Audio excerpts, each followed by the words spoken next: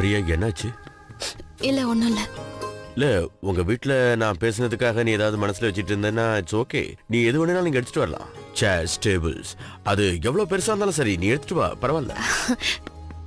இல்ல இல்ல அதெல்லாம் ஒண்ணும் இல்ல மிஸ்டர் ராம்குமார். நான் சும்மா விளையாட்டுக்காக உங்களை கோவப்பட வைக்கலான்னு அப்படி சொன்னேன். சீரியஸாலாம் ஒன்றும் சொல்லல. ஓ குட்.